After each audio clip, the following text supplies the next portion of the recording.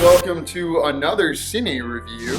I'm Kyle Thornton, and we're reviewing Money Monster today. And we're going to start off with an overview from our good friend Paulo. Paulo. It's this Mad Money type show run by George Clooney, complete with all the wacky gags.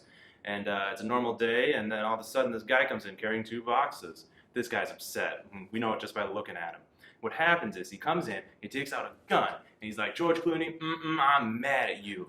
So at this point, he's got George Clooney held hostage. And the reason he's doing this is because he invested a large sum of money, his only large sum of money, $60,000. $60,000 in something that George Clooney heavily recommended, and then it all fell out from under him and was all gone. They lost $800 million. That's right, and the plot only develops from there. We won't spoil too much. This movie happens in real time, right? This is like an episode of 24. It all happens. It doesn't have a clock at the bottom, but it kind of feels like it's going at that rate. It's like if a Jack Bauer episode intersected with Jeff Daniels in the Newsroom episode or something. I really liked the movie. I know that you're kind of still deciding. Both of you didn't like the movie. So why don't we start with talking about why don't you guys strain yourselves and tell me what kept you engaged, what things you did like about the movie to start out with? Positive. The positives. Start with the positives, and I'll hit the negatives, and we can kind of riff from there. Okay, so I'll go first. This movie takes place largely in the television studio of this fake show, and I thought that all that stuff was really cool because it really did feel like how we were on set. They shot it on a real sound studio, I'm sure. So I enjoyed all the behind-the-scenes production, TV show stuff, and there are a lot of good gags and a lot of interesting things about people doing their jobs. I think that part of the movie is pretty good. Matt? Yeah, and George Clooney was a lot of fun to watch in this. I thought he was a pretty good, douchey, rich white guy. So It felt like he knew he was playing a jerk. Like he was Yeah. playing Jim Cramer. And Jim Cramer, as we've all seen, has been, taken to task by Jon Stewart and several others for being, an entertainment person and not a journalist. And the movie also had some fun monologues too, which some good speeches here and there. So those aspects I enjoyed.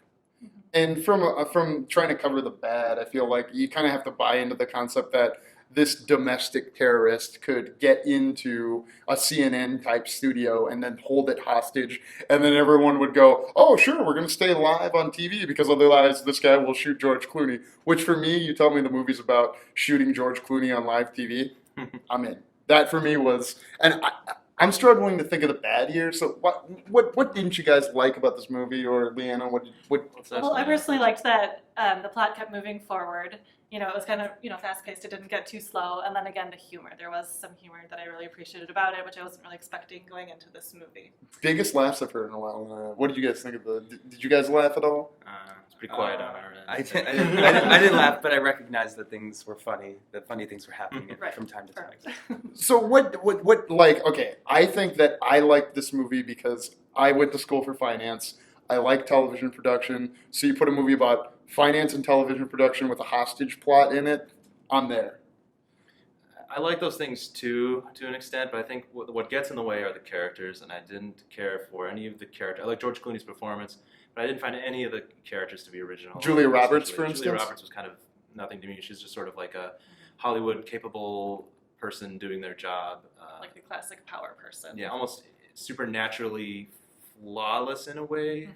I don't know if she did anything wrong in the movie. Like, she kind of was like a super... She was super on top calm of the it. entire time, even though there's a hostage situation going on. People on her staff could be getting shot, and she's like, "Okay, we're gonna stay on this guy. We're gonna stay on him." Her flaw is that she's too good. That was her flaw. Yeah. For me, the main thing, my problem with the movie was like, if you just look at this scenario with George Clooney, and he has a gun to his head, all that stuff's interesting. But everything outside of that, for me, it felt like the characters were so paper thin that they were just delivering exposition, and it wasn't good exposition. It was like bad 90s exposition for me. And like anytime that we weren't in the studio with George Clooney on screen, I was clocked out, and I was just kind of like, look at all that. I really liked Giancarlo Esposito playing like the chief of this police unit that had to deal with the hostage negotiation. I agree, he didn't have it. It's weird because he's playing Jodie Foster's part in Inside Man. This movie reminded me of Inside Man a lot because you're dealing with the cops, you're dealing with the criminals, and then the hostages all in tandem. It's kind of rolling out that way. I would compare this movie to Inside Man, which I also liked a lot. And I think Spike Lee did a great job in Inside Man. I think Jodie Foster kept it tight. And like did this movie feel inefficient to you guys at any time?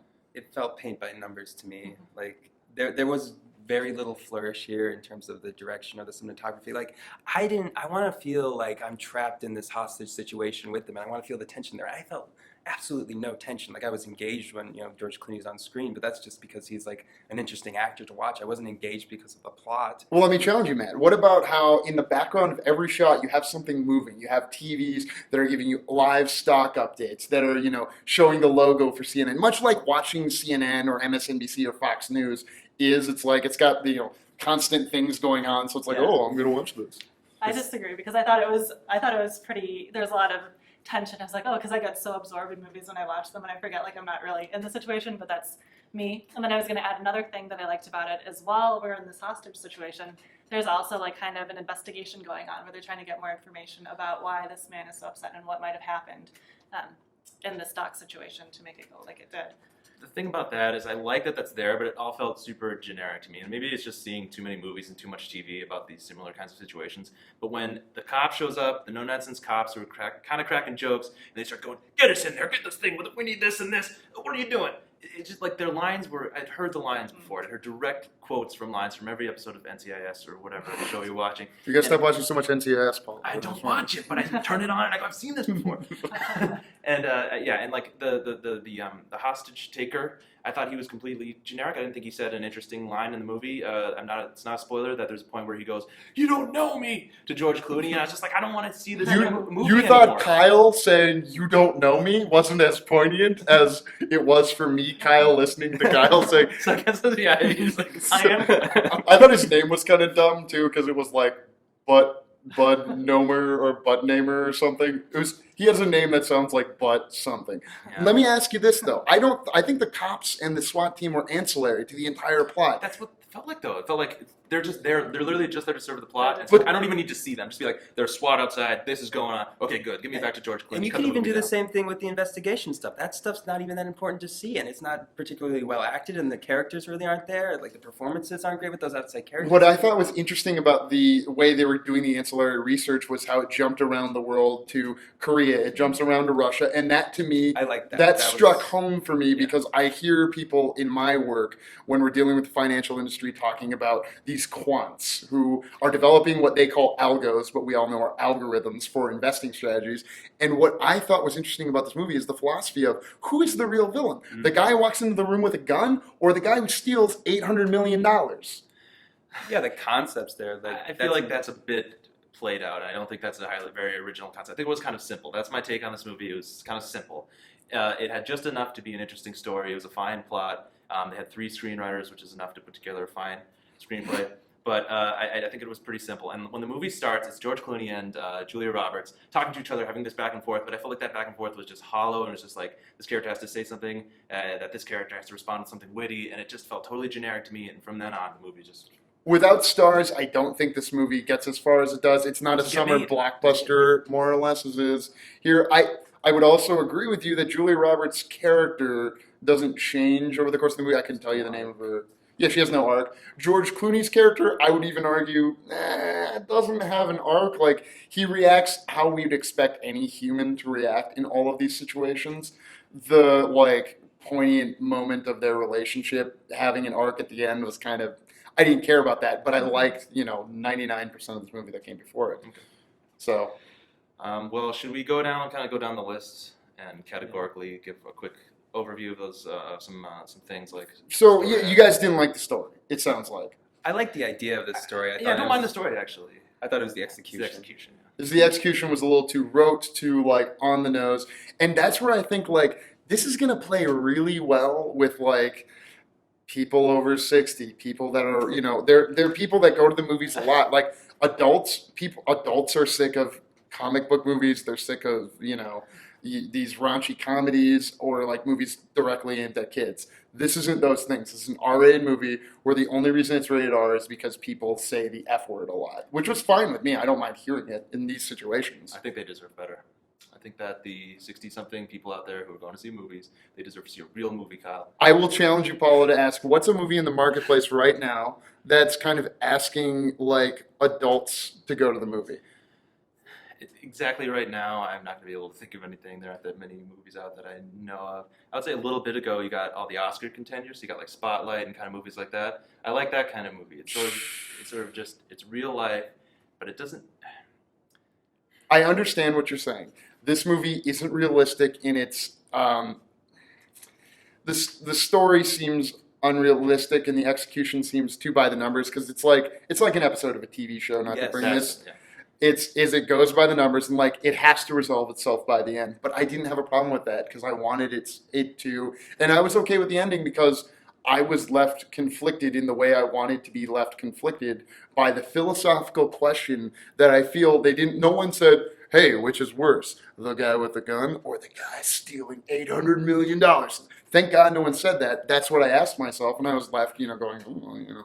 Fair enough. And I felt, what do you guys think of the actors? This movie has people from Better Call Saul, The Wire, and Breaking Bad in it. Like, there's a character actor from each of those shows in this movie that made me go, yes, when I saw him. I mean, I'm happy to see those people on screen. I just wish that they had more interesting things to do and weren't delivering, stereotypical. Did you feel everyone was kind of one note, or they didn't have really shades? I really didn't pay attention so much as to like the lines, are they new lines and how exciting are the characters? It was more the overall plot and what was going on with the story.